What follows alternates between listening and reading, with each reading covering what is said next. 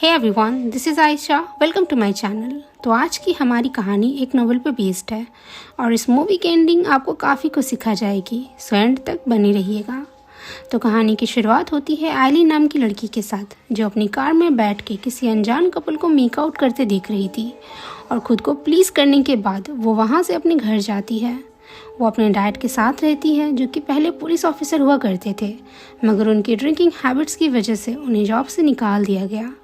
खैर, यहाँ से आइलिन अपने जॉब पे जाती है। हम देखते हैं कि वो एक जेल में काम करती है, वो भी ऐसी जेल जहाँ मेंटल कैदियों को रखा जाता है। हम देखते हैं कि आइलिन अपने काम में कुछ खास अच्छी नहीं है, ना ही यहाँ पे कोई उससे सीधे मुँह बात करता है और ना ही उसके कोई दोस्त हैं। तो वो खुद को थोड़ा अकेला महसूस करती है। इनफैक्ट वो खुद को इतना अकेला महसूस करती है कि वो वहाँ के गेट कीपर को भी फैंटेसाइज करती है। खैर, आज यहाँ के हेड डॉक्टर का फेयरवेल है और उसके बदले में यहाँ एक न्यू एंड यंग डॉक्टर आने वाली है। खैर, आइलिन जब अपने घर पहुँचती है तो देखती है कि उसके डैड ड्रिंक करके बाहर में सीन क्रिएट कर रहे हैं। तो आइलिन उन्हें समझा के अंदर ले जाती है, मगर उसके डैड उल्टा उसे ही सुनाने लगते हैं कि तुम अपनी बहन जियोनी की तरह कभी नहीं बन सकती। इस पे आइलिन कहती है कि जियोनी की शादी हो चुकी है और वो तो आपसे बात तक नहीं करती, फिर आप उसका जिक्र क्यों उठा रहे हैं। तो उसके डैड चुप हो जाते हैं। आइलिन अपने डैड के सारे शूज़ अपनी कार की ट्रंक में डाल देती है ताकि वो कहीं बाहर ना जा सके। नेक्स्ट डे जेल में न्यू डॉक्टर आती है, डॉक्टर रेबेका।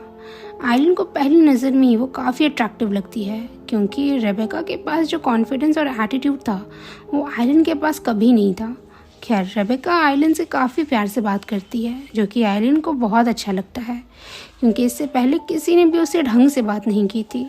अब जेल में क्रिसमस प्रोग्राम मनाया जाता है, कुछ कैदी उसमें एक्ट भी करते हैं, मगर आपने कहीं देखा है कि 100 मेंटल लोग साथ बैठे हों और वहाँ पे कोई कांड ना हो? तो होता भी ऐसा ही है, मेंटल पेशेंट आपस में ही झगड़ा करने लग जाते हैं। मगर आइलिन इन सब से बॉदर नहीं हो रही थी, क्योंकि उस वक्त भी उसका ध्यान रेबेका की तरफ था। और घर आने से पहले वो रास्ते में वाइन की बॉटल्स लेती है, क्योंकि आज वो बहुत खुश थी। अब उसकी ये खुशी उसके डैड को भी नज़र आती है, तो वो पूछते हैं कि आज वो खुश क्यों है। तो आइलिन बात बदल देती है। वहाँ उसके डैड उसके जेल के एक प्रिजनर ली पॉक के बारे में बताते हैं, जिसने अपने डैड के सोते टाइम उसका मर्डर कर दिया था, वो भी अपनी मॉम के सामने। तो आइलिन नेक्स्ट डे ऑफिस में उसकी फ़ाइल ढूंढती है। वो रीड कर ही रही थी कि उसके हाथ से फ़ाइल गिर जाती है और उसी वक्त वहाँ से रेबेका गुजर रही थी, तो वो आइलिन की हेल्प करती है। रेबेका भी ली पॉक की फ़ाइल देखती है और उसे भी ये केस थोड़ा अजीब लगता है, तो वो फ़ाइल अपने पास रख लेती है इस केस को स्टडी करने के लिए। साथ ही वो आइलिन को सिगरेट भी ऑफ़र करती है, और आइलिन जो सिगरेट नहीं पीती थी, मगर रेबेका को इम्प्रेस करने के लिए वो पी लेती है। अब कुछ दिनों बाद ली पॉक की मॉम एना पॉक आती है ली से मिलने के लिए। दरअसल रेबेका ने स्पेशली एना को बुलाया था, तो ली, उसकी मॉम और रेबेका तीनों बातें करते हैं बैठ के, और ये बाहर से आइलिन भी देख रही थी। उनके बीच क्या बातें होती है ये तो हमें नहीं पता चलता, मगर एना जब घर वापस जाने लगती है तो वो अपने बेटे को काफ़ी गालियाँ देती हुई जाती है। अब रेबेका अपनी नोटबुक भूल गई थी, तो आइलिन उसे लौटाने के लिए उसके ऑफिस जाती है, तो देखती है कि ली उसके ऑफिस में ही बैठा है। यहाँ कुछ देर बाद रेबेका आइलिन को शाम के ड्रिंक के लिए पूछती है। बदले में आइलिन डेस्परेटली उसे हाँ कर देती है। अब उसे इसी दिन का तो इंतज़ार था। आइलिन पूरा रेडी होके रेबेका से मिलने जाती है। वो दोनों काफ़ी बातें करते हैं। आइलिन बताती है कि उसने टेम्परेरी यहाँ जॉब स्टार्ट किया था, मगर फिर वो यहाँ से निकल ही नहीं पाई। दोनों ड्रिंक करते हैं और डांस भी, और घर जाने से पहले रेबेका आइलिन को किस करती है। शायद वो कुछ ज़्यादा ही ड्रंक थी, मगर आइलिन को तो खुशी से कोई ठिकाना ही नहीं था। वो वापस से बाहर आती है और खुशी के मारे कुछ ज़्यादा ही ड्रिंक कर लेती है, और जब सुबह उसकी आँख खुलती है तो वो अपनी कार में ही थी। अब क्योंकि वो रात भर घर से बाहर थी, तो उसके डैड उसे घर के अंदर आने नहीं देते, बट किसी तरह वो अंदर आती है तो उसके डैड उसे बहुत सुनाते हैं। बट आइलिन को तो जल्दी से अपने काम पे जाना था, तो वो उनकी बातों को अनसुना कर देती है। वो जब कार साफ कर रही थी तो एक पुलिस इंस्पेक्टर उसके पास आते हैं उनके पड़ोसियों की कंप्लेंट लेकर कि कल रात उसके डैड अपनी गन को पड़ोसियों के घर की तरफ पॉइंट करके बैठे थे। तो पुलिस इंस्पेक्टर आइलिन को उसके डैड की गन सेफली रखने को दे देते हैं। आइलिन वो गन अपनी कार में रख लेती है और अपने काम के लिए निकल जाती है। जिसके लिए वो भागी भागी गई थी। पता चलता है कि रेबेका ने क्रिसमस की कुछ दिन के लिए छुट्टी ली है। ये सुन के आइलिन को जैसे बीट्रेयल फील होता है। वो पूरा दिन उसके ऑफिस में बैठ के उसे याद करती है। घर आकर वो देखती है कि उसके डैड ज़मीन पे बेहोश लेटे हैं। वो तुरंत ही उन्हें हॉस्पिटल लेकर जाती है। रास्ते में उसके डैड नशे में जियोनी का नाम लेकर आइलिन को गलत तरीके से टच कर रहे थे, तो आइलिन उन्हें मना करती है और हमें पता चलता है कि आखिर जियोनी अपने डैड से बात क्यों नहीं करती और वो सबको छोड़ के क्यों चली गई। खैर, हॉस्पिटल में डॉक्टर बताते हैं कि एक्सेसिव ड्रिंकिंग के कारण अब उनके पास ज़्यादा वक्त नहीं बचा और कुछ वक्त में उनकी मौत हो जाएगी। घर आकर ये बात आइलिन अपने डैड को बताती है, मगर उनको इससे कोई भी फ़र्क नहीं पड़ता। उल्टा वो आइलिन को फिर सुनाना स्टार्ट कर देते हैं।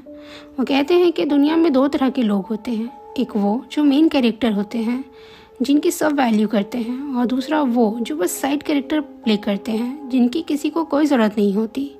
और वो तुम हो आइलिन। ये सुन के आइलिन को बहुत हर्ट होता है और वो इमेजिन करती है कि उसने अपने डैड को गन से शूट कर दिया है, मगर ये बस उसकी इमेजिनेशन थी। इतने में उसके डैड उसे आवाज़ देते हैं कि उसके लिए किसी रेबेका का कॉल आया है। आइलिन जल्दी जल्दी आती है कॉल रिसीव करने के लिए। रेबेका उसे क्रिसमस के लिए अपने घर पे इनवाइट करती है आज रात और उसे एड्रेस भी बताती है। आइलिन इतनी डेस्परेट थी रेबेका से मिलने के लिए कि उसने एक बार उससे नहीं पूछा कि वो अचानक कहाँ गायब हो गई थी, और वो तुरंत ही हाँ कर देती है और शाम में उससे मिलने के लिए चली जाती है। रेबेका उसका वेलकम करती है, मगर जो रेबेका हमेशा कॉन्फिडेंट रहती थी आज वो थोड़ी परेशान थी। मगर आइलिन को ये सब नज़र नहीं आता क्योंकि वो बस किसी तरह रेबेका के क्लोज आना चाहती थी, मगर रेबेका बस इधर उधर की बातें करती है।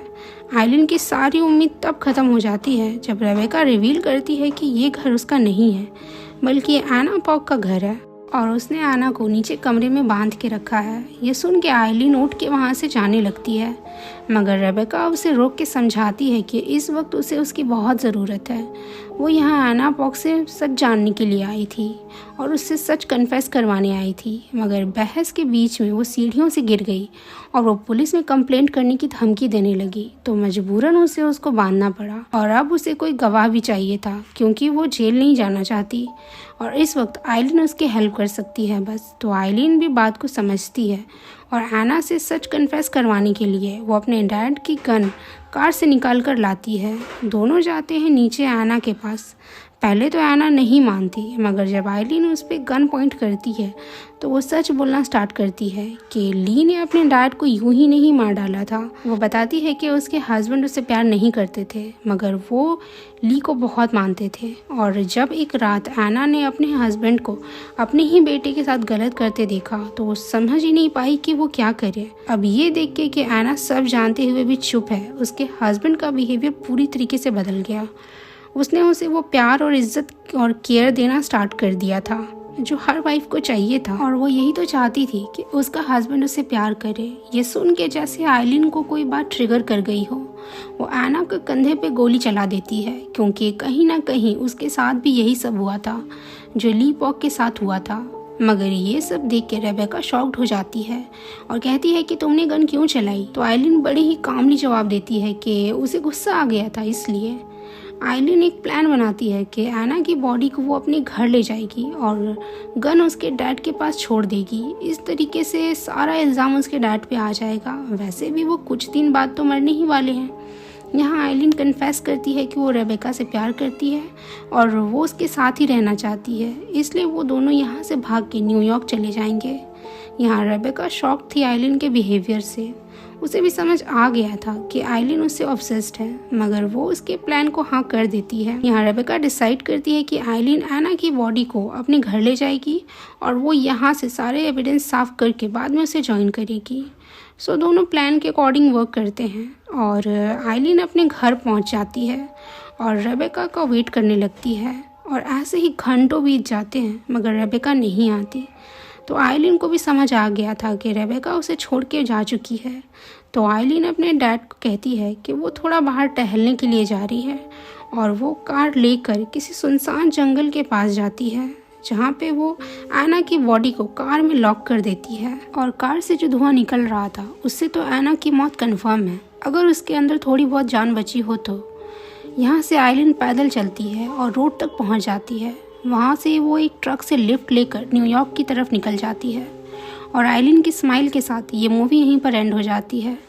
अब मेरी तरह आप भी सोच रहे होंगे कि आइलिन ने स्माइल क्यों किया जबकि रेबेका उसे छोड़ के चली गई। तो मूवी को पूरी तरह ऑब्जर्व किया जाए तो आइलिन अपनी इस ज़िंदगी से बाहर निकलना चाहती थी, मगर उसके अंदर इतने गट्स ही नहीं थे कि वो अपनी कंफर्ट जोन से बाहर आ सके। लेकिन अब वो अपनी पुरानी घिसी पिटी ज़िंदगी से बाहर आ चुकी थी जिसमें उसे किसी रेबेका की ज़रूरत नहीं थी। डैट्स वाई उसने स्माइल किया। और इस कहानी से हमें ये सीख मिलती है कि अगर हमें अपनी लाइफ में चेंज चाहिए तो हमें खुद स्टेप्स लेने चाहिए, ना कि किसी का इंतज़ार करना चाहिए कि कोई आकर हमारी लाइफ बदल देगा। सो आज के लिए इतना ही। ऐसे ही और मूवीज़ के लिए मेरे चैनल को सब्सक्राइब करें और ये स्टोरी पसंद आई हो तो प्लीज़ लाइक और कमेंट कर दीजिए। मिलते हैं किसी और अच्छी सी स्टोरी के साथ। तब तक के लिए ख्याल रखिए अपना। Take care.